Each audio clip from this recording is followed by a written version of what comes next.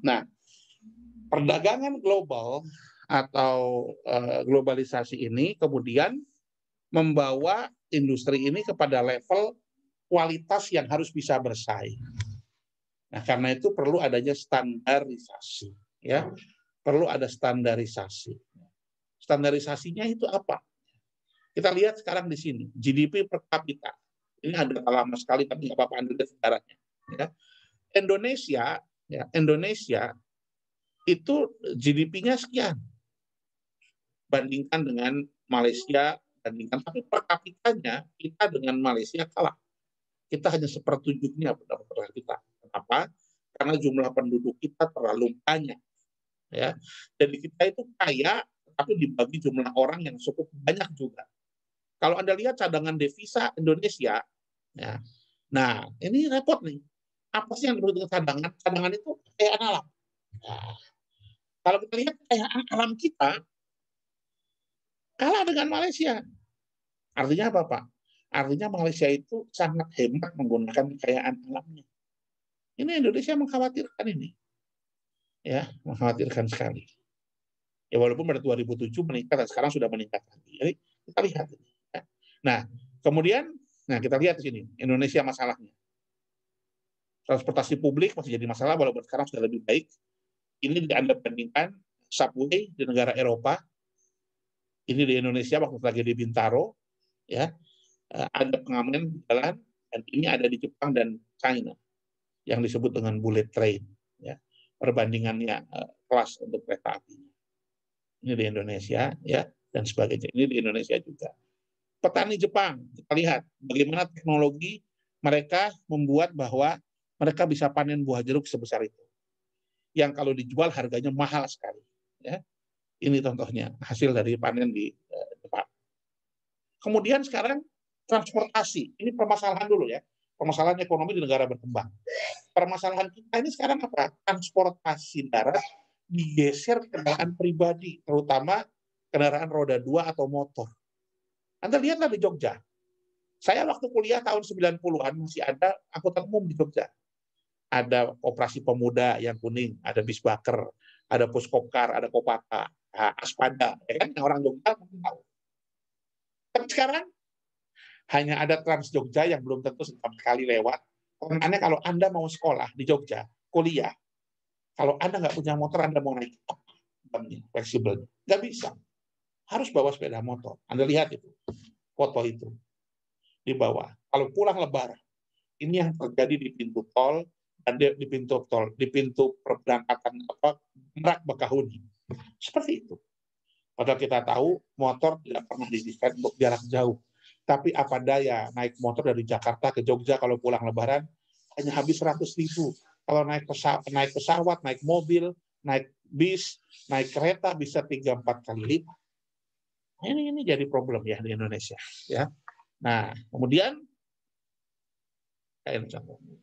Oke. Nah, kemudian tantangan abad 21 ini apa? Ya. Informasi adalah ledakan. Kita tahu sekarang too many information sekarang ya. Ekonomi global, kompetisi internasional, sumber daya alam terbatas. Lingkungan harus sustainable, berkelanjutan. Artinya apa? Green.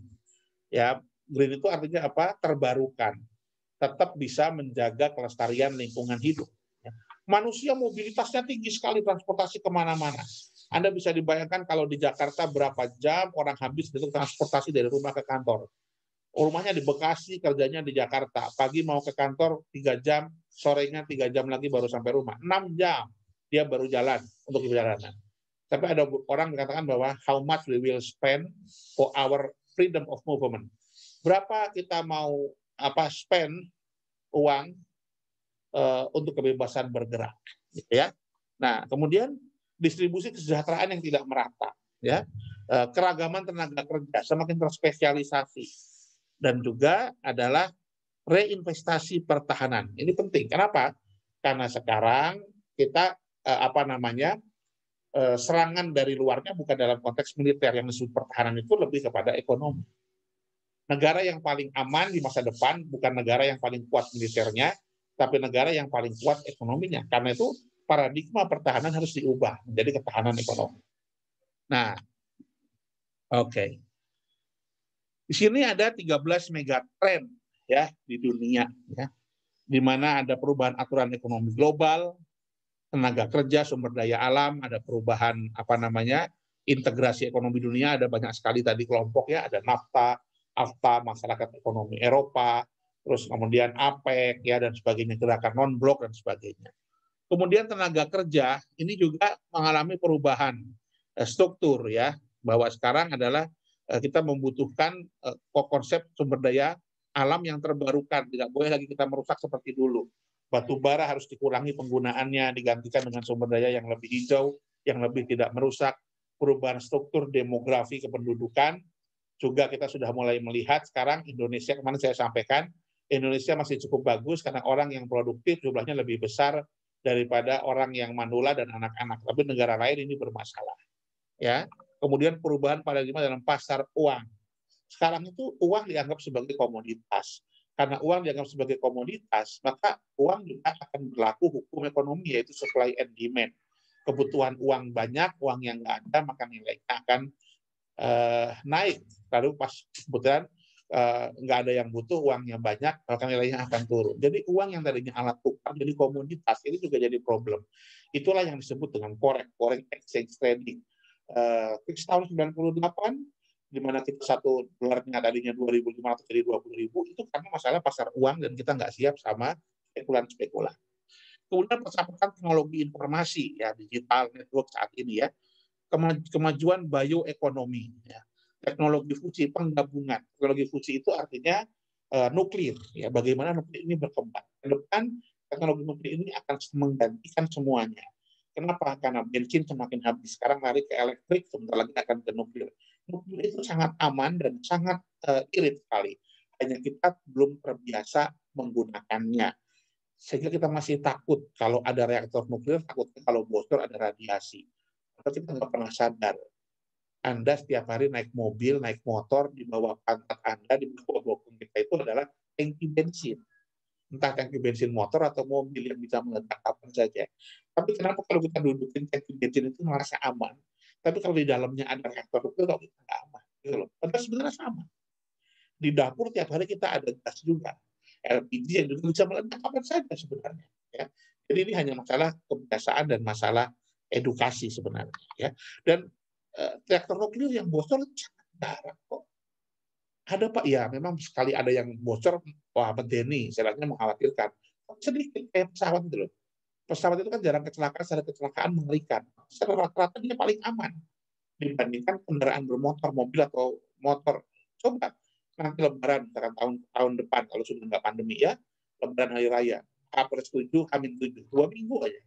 Lebaran, berapa orang meninggal di jalan? Puluhan, bro. Dalam tempo 2 minggu bisa puluhan ratusan orang meninggal di jalan. Tiap hari ada. Pesawat nggak tiap hari ada yang meninggal.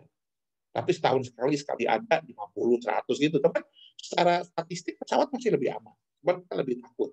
Dan resikonya bagi kita sebagai penumpang lebih bagus pesawat. Kenapa?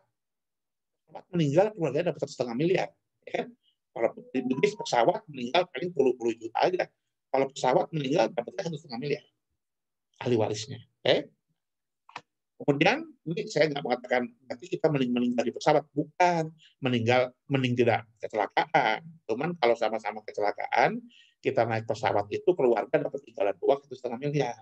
Kalau kita kecelakaan di bis, di kereta, apa di motor, nggak dapat tinggalan gitu.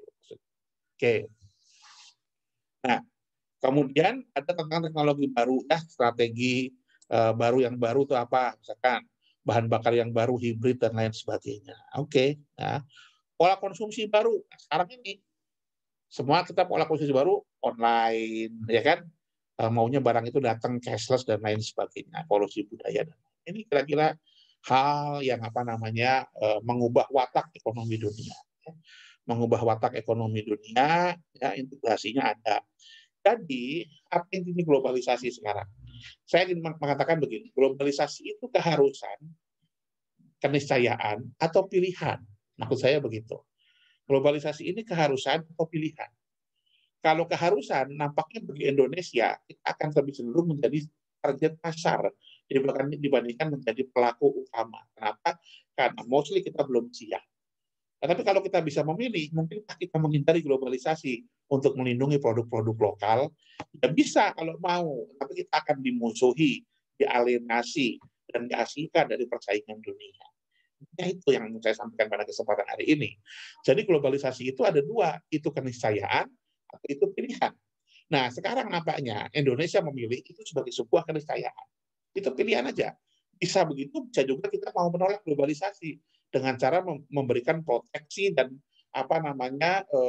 memberikan proteksi dan hambatan bagi orang lain untuk masuk ke Indonesia. Itu juga nggak apa-apa, tapi kita akan terasing. Kita pun akan sama masuk ke negara lain juga akan susah. Nah, Indonesia sudah memilih menganggap bahwa globalisasi ini menjadi keniscayaan. Kita harus terima itu semua, siap tidak siap. Jadi hati-hati, karena nanti pas Anda lulus kuliah itu, tenaga kerja dari seluruh dunia, terutama di Asia Tenggara, itu bisa masuk ke Indonesia tanpa pajak apapun. Anda akan bersaing bukan cuma dari Jakarta, bukan cuma dari Bandung, bukan cuma dari Surabaya, tapi juga dari Penang, Johor Bahru, Singapura, dari Thailand, dari Chiang Mai, kemudian dari Saigon, juga dari Bandar Sri Begawan. Itu yang akan terjadi. Dan semua akan bebas pajaknya sama. Karena kita nggak boleh lagi ada. Begitu pun sebaliknya, Anda bisa bekerja di Kuala Lumpur, Anda bisa bekerja di Johor Bahru, bisa bekerja di Singapura, bisa bekerja di manapun, tanpa ada hambatan. Tinggal kita bisa bersaing dengan kemampuan. Jadi intinya globalisasi itu menguntungkan bagi orang dan negara yang sudah prepare, yang sudah siap. Karena tidak ada hambatan terhadap pasar ekonominya. Tetapi bagi pribadi dan negara yang belum siap, globalisasi ini ancaman, bro. Gitu. Jadi ini intinya dalam mau kuliah ini kita harus bersiap-siap. Nah, rekan-rekan sekalian, mungkin secara intinya itu bahan yang ingin saya sampaikan. Nanti akan saya sampaikan slide-nya. Saya kalau ada yang mau bertanya, saya persilakan. Silakan kalau ada yang mau bertanya. Monggo. Assalamualaikum, Mbak. Saya mau bertanya. Waalaikumsalam. Siapa ini? Karena terlalu ya. Saya mau bertanya, Pak, tentang perdagangan internasional. Lalu ada yang merasa dirugikan, ada yang merasa diuntungkan. Lalu bagaimana peran WTO sendiri dalam menangani tersebut? Atau jangan-jangan WTO malah berpihak ke negara-negara yang lebih maju? Ya, WTO tidak berpihak ke negara-negara yang lebih maju, Mas, karena WTO didirikan oleh mereka. WTO didirikan oleh negara-negara maju karena mereka kesulitan pasar. Lalu kalau dari negara perkembangan sendiri, dampaknya dari WTO ke kita itu bagaimana, Pak? Ya, tadi saya sampaikan, kita harus siap, Mas. Kita harus siap-siap bisa bersaing dengan mereka. Sebenarnya dengan ekonomi, dengan globalisasi ini bagusnya begini loh. Kita dipaksa untuk siap lebih cepat. Walaupun terseret-seret ke awalnya, begitu loh. Kan nantinya lama-lama kalau dunia ini sudah jadi satu, ya, karena globalisasi kan. Jadi kan Indonesia ini bukan kayak Indonesia lagi, kayak sekedar kota Indonesia, kota Amerika, negaranya satu, negara dunia, kan begitu. Nah, dengan persaingan seperti itu, kita awalnya ketinggalan. Tapi lama-lama kita terbiasa bersaing dengan mereka-mereka semua.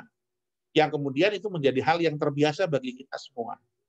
Ibaratnya beginilah, kalau Anda sekarang jadi pemain sepak bola di level Liga PSS Sleman, Anda menganggap orang-orang di level yang lebih tinggi itu sangat baik. Tapi sekarang itu Anda sudah dipaksa masuk ke Liga Dunia.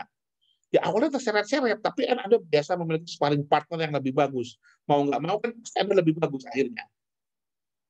Ya, yang harus diwaspadai itu seret-seret di awalnya ini aja. Dan itu yang dipilih Indonesia. Itu yang dipilih Indonesia, ya. Itu yang dipilih Indonesia. Jadi Indonesia sudah memilih bahwa welcome globalization, gitu loh maksud saya.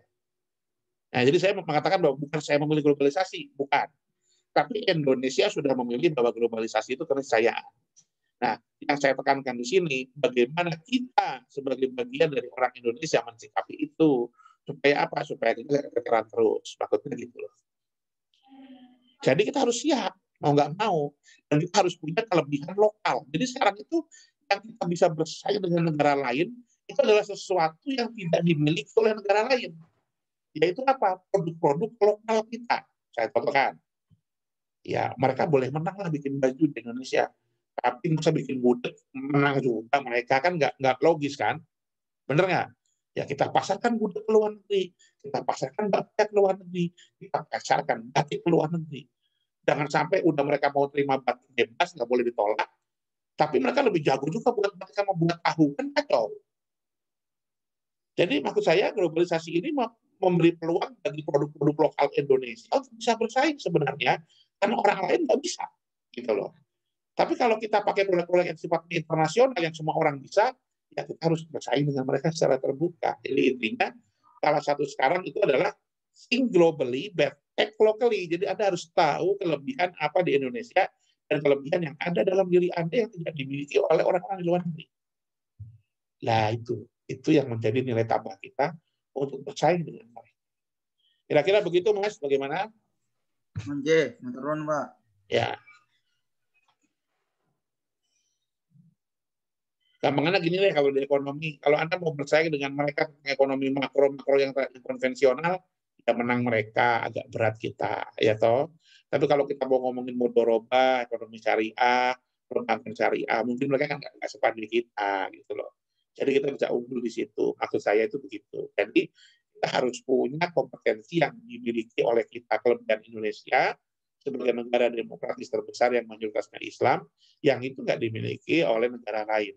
Yang itu bisa menjadi global, kelebihan kita dalam berkompetisi secara global, gitu maksud saya. Yang lain saya persilakan.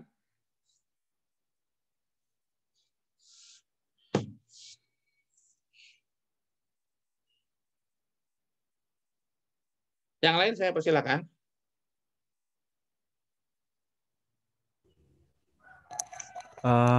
Assalamualaikum, Pak. Ya, waalaikumsalam. Saya ingin bertanya, Ya. sebenarnya tuh Indonesia itu fokusnya di komoditas apa ya, Pak? Kalau tentang misalkan fokusnya di pertanian, di padi, di beras, itu terkadang Indonesia tuh impor beras itu maksudnya gimana, Pak? Kadang bingung aja gitu loh, Pak. Oh bingung. Baik. Kemarin Anda ikut kuliah yang pertama ya, yang saya sampaikan kita di bawah tanah, di atas tanah semuanya 10 besar dunia. Anda ikut itu kuliah itu? Ikut kuliah yang itu? Iya, Halo? ikut. Ya, ikut. Ikut ya? Nah, Ikut, baik. Pak. Gimana? Ya. Jadi kita secara nasional, kekayaan alam kita bisa Anda lihat sendiri kemarin, dari kuliah yang kemarin. Yang trend watching Indonesia, trend watching itu ya. Jadi kita punya sumber daya alam yang luar biasa. Cuman kemudian problemnya kenapa kok kita masih mengimpor beras juga? Karena begini, kita itu produsen beras terbesar, tapi juga kita itu pemakan beras terbanyak di dunia. Di situ kan cuma ditulisin penghasil, Mas. Tapi bukan penghasil dikurangi yang dimakan di Indonesia loh. Kita menghasilkan beras itu nomor 3 di dunia. Tapi kita pengkonsumsi beras nomor 1 di dunia. Jadi kadang-kadang masih kurang. Kita masih membutuhkan impor dari negara lain seperti Thailand. Solusinya bagaimana? Ya simpel aja, ada 2. Meningkatkan produksi beras atau diversifikasi pangan. Jangan semuanya makan nasi. Atau makan nasinya diselingi. Kalau setiap orang maunya makan nasi terus, dan konsumsi nasinya berkurang, ya kita akan linear dengan pertumbuhan penduduk Indonesia. Tapi bisa jadi berasnya itu produksinya naik terus 5% setiap tahun, penduduk Indonesia naiknya lebih dari 5%, dan kita perlu impor dong. Tapi kalau dibarengi dengan diversifikasi pangan, sekarang Indonesia kalau sehari makan 3 kali, sekali orang usah sorghum, telo, atau jagung, roti. Ya, kalau bisa begitu, saya yakin berasnya bisa surplus dan malah bisa mengekspor. Cuma kan problemnya ini kompleks. Kompleksnya itu bahwa tidak kurang-kurang pemerintah menyarankan adanya diversifikasi pangan, pengganti beras. Tapi kan saya sendiri mengakui sama Anda semua, kan susah kita lepas dari itu. Iya kan? Kita semua mengakui, kita susah lepas dari itu. Udah makan snack 5 biji, kalau belum makan nasi, ya belum makan. Tetap dimakan juga itu kotakannya, walaupun sudah makan snack 5 biji. Misalnya. Jadi, itu semua kaitannya karena tadi, Mas, karena kita menghasilkan beras terbesar, tapi juga mengimpor, ya karena kita konsumsi berasnya jauh lebih banyak dari produksinya. Begitu. Terus kalau ditambahkan Indonesia itu utamanya apa sih, Pak? Kalau Anda nanya utamanya itu hasil kekayaan alam, Anda sudah bisa lihat dari slide yang kemarin. Nah, sekarang fokus kita kemana di dunia ini? Ya. Sekarang itu Indonesia di dunia yang masih dianggap baik, dari hasil tambang kita bagus ya, emas, tembaga, kemudian bauksit, kelapa sawit, itu kita masih bagus. Kita masih menjadi pengekspor utama. Kalau beras, especially memang tidak, sama pertanian itu tidak. Walaupun kita produsen termasuk yang terbesar, 10 besar, tapi pertanian, buah, dan beras lebih banyak dikonsumsi oleh masyarakat Indonesia sendiri. Karena kemarin itu grafiknya hanya mengatakan produksinya, tidak mengatakan ekspor terbesar, itu bukan. Kita mengatakan bahwa Indonesia produsen 10 besar dalam bidang agriculture dan pertanian. Tetapi kita juga negara dengan kebutuhan konsumsi terbesar juga dalam bidang pertanian. Jadi kita produsen banyak, tapi juga butuh banyak. Gitu. Tapi kalau untuk pertambangan seperti kelapa sawit, kemudian karet, kemudian nikel, kemudian bauksit, timah, emas, itu kita ekspor luar biasa. Ya. Kalau minyak sekarang sudah enggak, ya minyak kita sekarang sudah enggak importir. Sekarang kita ekspor sedikit, tapi impor lebih banyak. Ya. Kemudian kalau hasil-hasil karya yang bukan dari sumber daya alam, kita itu bagus di masalah tekstil. Kemudian di masalah yang sifatnya handicraft, kerajinan, atau main craftsmanship. Jadi orang Indonesia itu punya kelebihan sebagai orang yang main craftsmanship-nya bagus. Main craftsmanship-nya itu apa? Rapi kerjaannya dalam hal tertentu, seperti kerajinan, memerakit, membuat sepatu, menjahit, membuat pakaian. Jadi hal-hal seperti itu sangat unggul di Indonesia. Kalau sumber daya alam itu tadi kemarin saya bilang, termasuk panas bumi. Mungkin itu, ada lagi yang tanyakan, saya persilakan. Baik Pak, terima kasih. Ya. Assalamualaikum Pak, saya Pak. Ya, silakan. Assalamualaikum. Duluan. Rosid. Ya, silakan. Silakan Mas Rosid duluan. Oke Pak, saya mau tanya. Ya. Di ASEAN kan ada namanya integrasi yang namanya masyarakat ekonomi ASEAN. Ya. Itu sama nggak sistemnya Uni Eropa itu Pak? Ya sama, bukan pokoknya sama begini. Globalisasinya sama. Cuman kalau masyarakat Uni Eropa itu kan mereka penggabungan dalam satu mata uang. Dalam satu mata uang tujuannya mereka sebagai blok ekonomi sendiri untuk bersaing dengan dolar dan yuan, ya. Dan mereka punya mata uang satu, euro. Nah, dengan tujuan euro itu dalam konteks ekonomi, Eropa itu menjadi satu negara. Jadi kalau Anda punya visa Schengen ke Eropa, Anda bisa datang ke 20 negara di Eropa tanpa mengurus visa lagi, dan mata uangnya sama. Jadi Anda pergi ke Belanda, ke Denmark, ke Jerman, ke Spanyol, ke Italia, ke Belanda, ke Perancis, sama pakai euro. Ya. Dan pakai darat, pakai kereta, nggak ada pencatatan imigrasi. Ya. Itu. Kalau di Indonesia imigrasi masih ada, ya kan? Kemudian visa antar negara ASEAN sudah tidak perlu visa, tetapi terbatas kunjungannya itu hanya 1 bulan. Kalau di atas 1 bulan Anda harus pakai visa, itu. Tetapi untuk bekerja di negara ASEAN tidak boleh lagi dipajakin secara berlebihan. Jadi kalau ada orang Malaysia kerja di Indonesia, maka pajak orang Malaysia itu sama dengan pajaknya orang Indonesia sendiri. Begitu juga kalau kita kerja di Malaysia, kita akan dipajakin sama seperti kalau orang Malaysia sendiri. Kalau di Eropa kadang-kadang begini, ada yang dulu kalau pemain bola EU non EU kan, Anda pernah lihat itu pemain bola EU non EU, non European Union sama. Kalau mereka negara Eropa, European Union, pajaknya nggak begitu besar. Tapi kalau kayak Lionel Messi dari Amerika Latin, pajaknya itu 4 kali lipat. 4 kali lipat. Jadi orang-orang itu bola itu walaupun kayaknya gajinya satu pekan 50 miliar, tapi 30% gajinya kembali lagi ke Barcelona, ke Spanyol. Begitu. Jadi buat mereka pemain-pemain itu walaupun orang, jadi kalau orang bisa masuk Eropa dari non Eropa, mesti harus yang bagus banget, ya, mesti harus yang bagus banget. Sekarang kita mau sekolah di Jerman. Di Jerman itu sekolah S1 sampai S3 gratis, baik dalam negeri maupun orang luar negeri. Gratis loh. Anda ke Jerman bisa diterima gratis sekolah, tapi biaya hidup kali sendiri. Tapi biaya gratis sekolah. Biaya hidup bisa sambil kerja.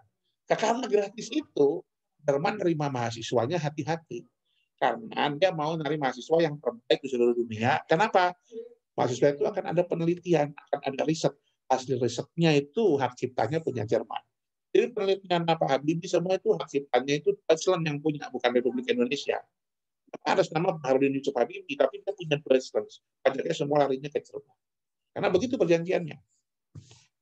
Dia gratis sekolahnya sampai S3. Nah, kira-kira begitu gambarannya. Jadi kalau di ekonomi ASEAN itu hanya tidak boleh ada sekat-sekat pembatasan tarif. Itu aja bedanya. Kalau Uni Eropa, mereka menjadi satu kesatuan kekuatan ekonomi. Gitu. Bedanya di situ. Ada lagi? Silakan. Jadi satu Ya, silakan. gitu ya, Pak. Terima kasih, Pak. Ya. Silakan. Pak, izin bertanya, Pak. Ya. Silakan. Ya, baik, Pak. Terima kasih. Sebelumnya perkenalkan, Pak, karena ini pertemuan pertama ya. Kedua, Perkenalkan, nama saya Rialdan Rosid. pertemuan kedua. Kemudian saya ada pertanyaan yang masih menjadi dilema pribadi saya, Pak. Tadi dikatakan Indonesia sudah mengatakan welcome, selamat datang globalisasi di Indonesia. Kemudian saya juga mengafirmasi statement Bapak yang mengatakan bahwasannya di abad ke-21 ini paradigmanya sudah bukan paradigma militer. Akan tetapi barang siapa yang sudah kuat secara ekonomi, dia adalah negara yang bisa berpengaruh. Nah, Ya. baru saja beberapa hari ini saya menghatamkan bukunya Yai Hasyim, adiknya Gus Dur, Pak. Judulnya Telikungan Kapitalisme dalam Sejarah Kebangsaan Indonesia. Di situ poin penting yang disampaikan Yai Gus Lim itu adalah bahwa setiap peristiwa atau sejarah, bahkan sejarah kebangsaan Indonesia, harus dikaitkan dengan konstelasi global. Apabila tidak dikaitkan dengan konstelasi global, saya akan menemukan kegagalan atau kebuntuan. Nah, yang masih membuat dilema bagi saya sampai hari ini adalah, pertama, saya ingin menanyakan apakah ada pihak atau negara yang kemudian ingin memonopoli pasar di Indonesia. Itu yang pertama, Pak. Terus kemudian yang kedua, apabila jika ada, itu siapa, negara mana, atau pihak-pihak yang mana. Terus ketiga, cara prosesi memonopoli tersebut bagaimana, Pak? Nah, itu kayaknya tadi udah sedikit disinggung, tapi saya masih kurang jelas, Pak. Ya. Nah, itu penjelasannya. Tiga Ya, pertanyaan baik, itu, Pak. terima kasih. Ya, makasih. Kalau Anda menanyakan apakah akan ada usaha negara-negara untuk memonopoli, jawaban saya ya pasti ada. Pasti ada. Ya, karena negara itu pada prinsipnya pengen berkuasa. Ya. Apalagi kayak Amerika gitu. Amerika itu pengen menguasai seluruh dunia. Tujuannya apa? Anda harus lihat dari sisi yang objektif. Ya. Negara Amerika, walaupun kita bilang, mohon maaf kalau saya bahasnya agak vulgar, kita menganggap itu negara yang bajingan, yang ini Donald Trump itu brengsek apa selalu kita mau ngomong gimana. Tapi kenyataannya Amerika itu adalah negara yang paling membela rakyatnya. Entah rakyatnya itu benar atau salah di mata dunia. Ini harus dicatat. Tidak ada negara seperti Amerika yang kalau rakyatnya diadili di negara asing dibela mati-matian walaupun rakyatnya salah. Amerika itu selalu mengirimkan pengacara dan militer, entah warganya salah atau benar. Nggak kayak Indonesia misalkan, kadang-kadang kita benar aja, kita nggak bisa melakukan pembelaan apa-apa misalnya. Tapi nggak bisa disalahkan juga karena kemampuan kita nggak ada. Ya. Jadi kalau Amerika itu prinsipnya bahwa apapun itu, teman itu tidak ada yang abadi. Yang abadi itu satu, our national interest, kepentingan rakyat dan kepentingan Amerika. Itu di atas apapun, termasuk di atas kemanusiaan di negara lain. Ini buat orang Amerika senang. Jadi kita akan merasakan senang kalau kita warga negara Amerika. Tapi kita akan menjadi celaka kalau kita musuhan sama dia, gitu loh. Gitu. Karena Amerika sifatnya begini, lu mau jadi kawan apa lawan, gitu aja udah. Kalau mau jadi kawan, ayo. Kalau mau jadi lawan, ya kita kuat-kuatan. Tapi dia akan senantiasa membela rakyatnya. Karena itu sumpah presidennya. Akan dengan sedaya upaya melindungi kepentingan rakyat Amerika dan melindungi nasional interest di atas kepentingan apapun, walaupun agama loh. Harus dipahami. Jadi dia kayaknya negaranya bajingan, tapi bagi masyarakat itu terlindungi. Ini luar biasa. Nah, kita kembali. Mereka pengen menguasai dunia, kenapa? Karena Amerika itu masyarakatnya besar juga, hampir 1 miliar. Dan mereka nggak bisa jualan lagi di Amerika. Kenapa? Semua negara mereka udah punya. Mereka mau jualan mobil di Amerika, nggak bisa. Semua orang udah punya mobil. Hanya yang paling udah lama ganti. Jadi sedikit, kurang banyak dong. Kalau cuma menggantikan yang ganti mobil begitu, jualan TV di Amerika nggak laku. Semua udah punya TV, paling yang rusak ganti. Paling berapa? Dia jualan TV kemana? Jualan mobil kemana? Negara berkembang. Negara berkembang kemana? Yang banyak penduduknya. Mana itu? India, Afrika. Itu. Dan mereka memaksakan kalau nggak bisa dengan cara damai, ya dengan cara keras. Tapi karena prinsipnya, lu mau jadi lawan gua apa jadi kawan. Ini saya nggak mengatakan saya mendukung Amerika, tapi itulah politik luar negerinya mereka. Ya, itulah politik luar negerinya mereka. Jadi kalau dikatakan apakah ada yang mau memonopoli, menurut saya banyak yang mau memonopoli, apalagi kayak Indonesia, 280 juta penduduknya, luar biasa. Kalau kita bisa memasarkan barang yang setiap orang beli di Indonesia aja, mantap, kan? Mantap banget tuh pasarnya terbuka. Ya kayak IKTP aja kan orang dari Indonesia bersama sama orang Amerika tuh korupsi IKTP. IKTP itu cuma dihargain 5.000. Kalau mereka mau ya 5.000, tapi kalikan 200 juta loh. Nah, kayak gitu-gitu Mas. Jadinya monopoli itu akan ada. Lalu negara mana? Saya nggak disebutin, nanti saya bisa dituduh. Kalau seperti itu. Tapi saya ambilkan contoh sekarang. Sekarang Anda bisa nggak sih hidup tanpa Google?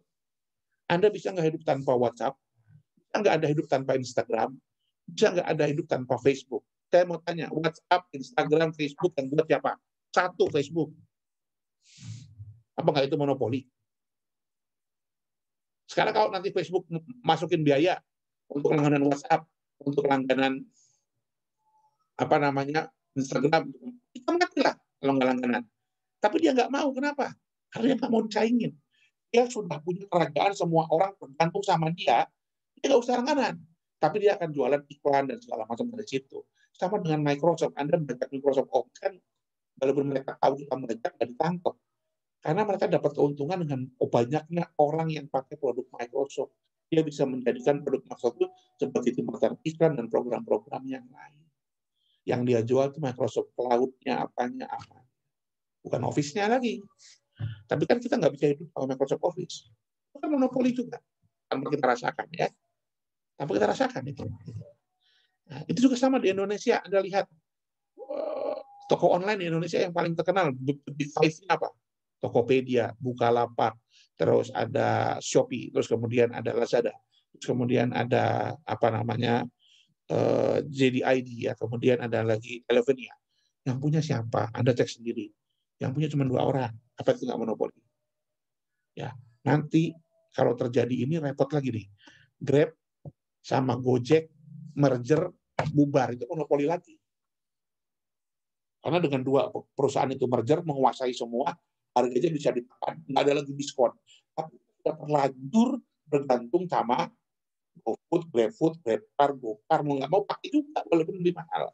Nah, siap-siap kita dari pasar, pas ganti duitnya. Memang begitu ekonomi. Kita harus sadar bahwa that's the economic, the globalization work.